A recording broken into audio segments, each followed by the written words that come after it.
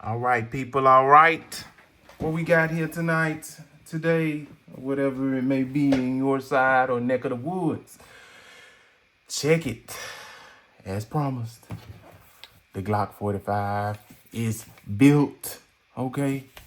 Let's make sure we're clear.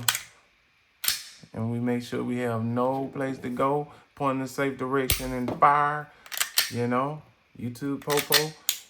You should be off my back. There's a empty mag going back in there for aesthetics. Pay that no mind. Check it. So, as promised, I told y'all we was going to go back with the Glock 45. What we were going to do, we did the Radian Ramjet, okay? Afterburner.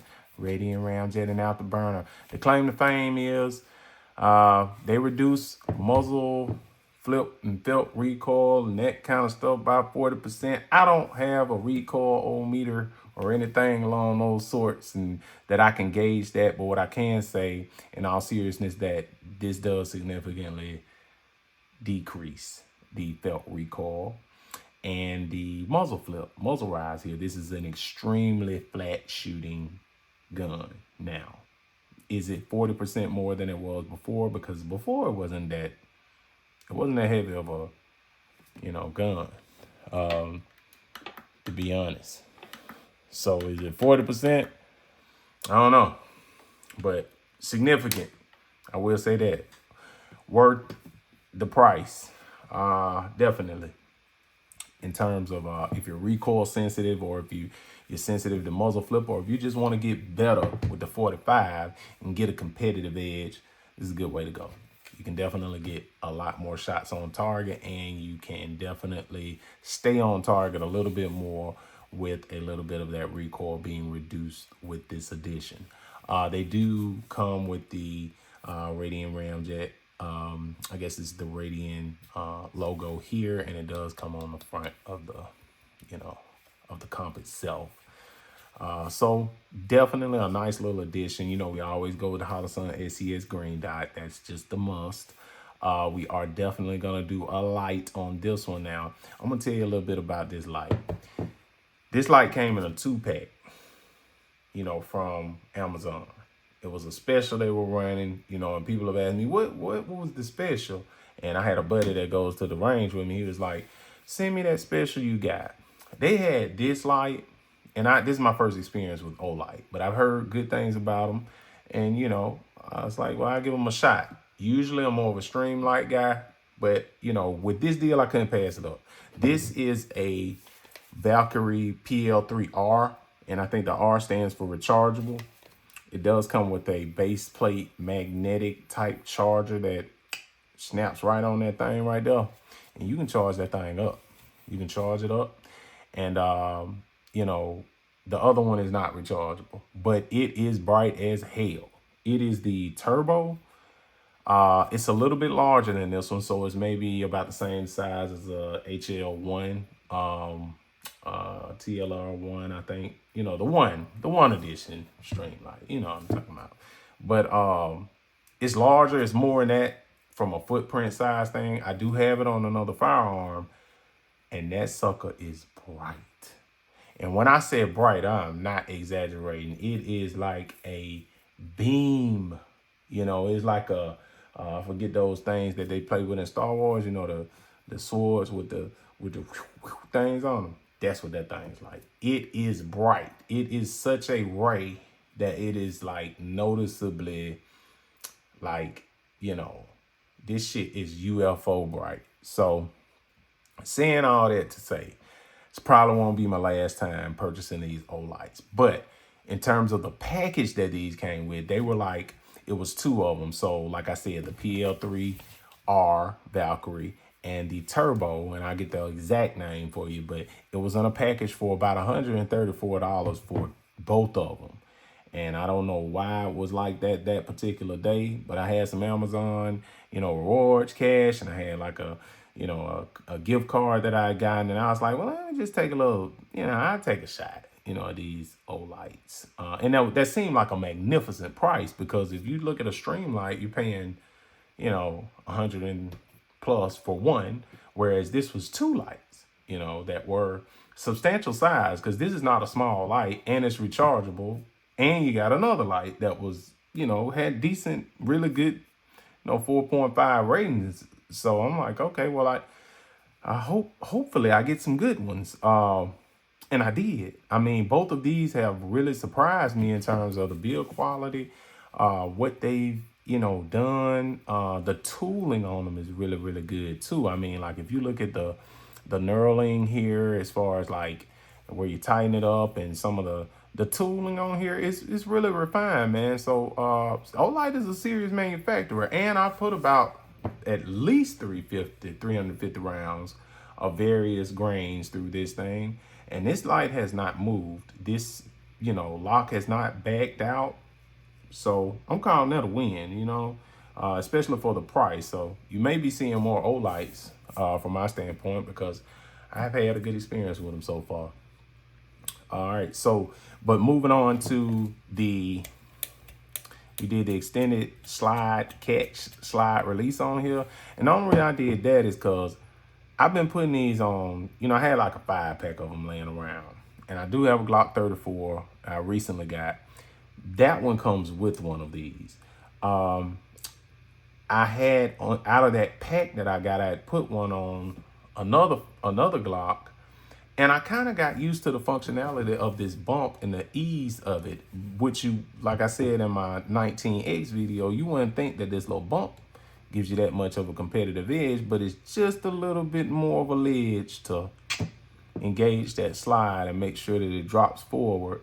Whereas, sometimes with the OEM ones, since they're flat, you have to kind of press in and down on those, or just do the old rack back drop, But for these, they were good. We always do the chop beaver tail, and we did the internals. Now, let me go to the internals for a second.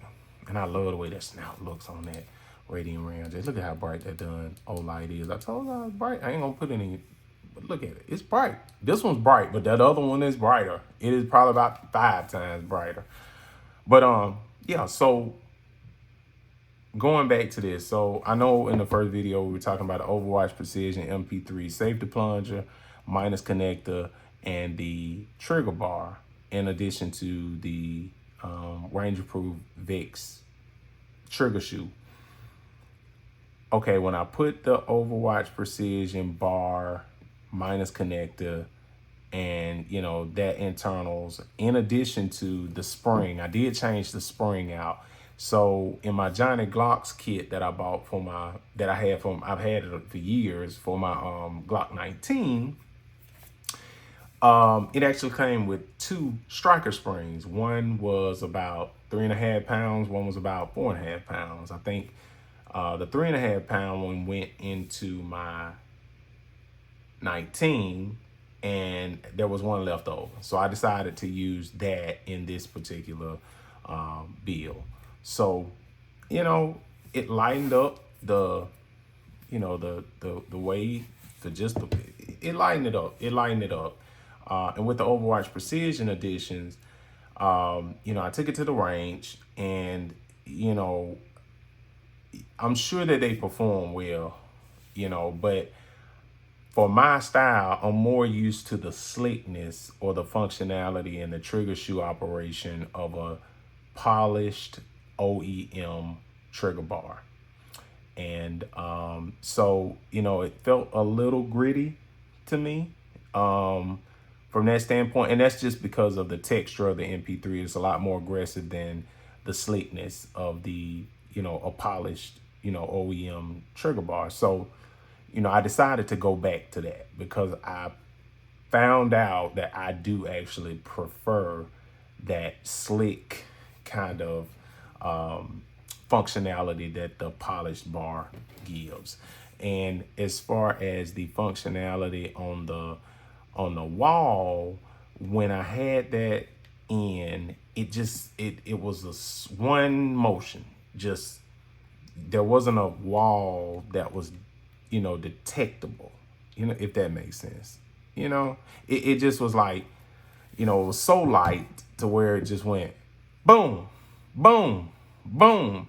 So I didn't get the reset that I'm used to, and I didn't get like the firmness or the resistance that the wall usually creates. So saying all that to say, I went back to my factory bar and minus connector and I polished them, which is what I'm used to. And, you know, I'm satisfied with the performance of that setup. So I kept the Overwatch Precision stuff. I'll probably use it in another project, but for this one, I preferred it to be similar to the functionality of my Glock 19, which that was a little bit different. Now, I'm gonna do a little trigger, you know, action here so you can see what I'm saying. Now, this one still has a little bit of swiftness to it, but I can feel that wall just a little bit better with this one. So that's it in regular stance. This is your take up. You get to that wall.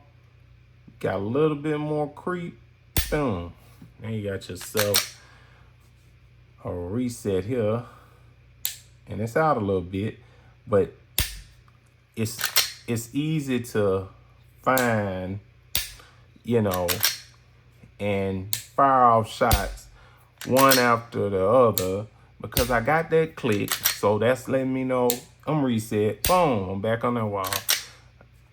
I'm reset, boom. You know what I mean? So it's one of them things, and I need that resistance. You know what I mean? I need that resistance. Like when it's unpredictable for me, it kind of messes with my, you know, I guess muscle memory in dealing with those. And I know different firearms, different geometries, and they act differently and all that kind of stuff. But this is closer to what I prefer in these. But yeah, man, we always do the chop beaver tail, and then the only other thing I did here was I added the little plug here, and that's simply because on the 19 it's not as noticeable because the grip is shorter. So, you know, you got that, and, you know, but this one, you know, it's kind of stands out a little bit. So I did put that plug in there. But,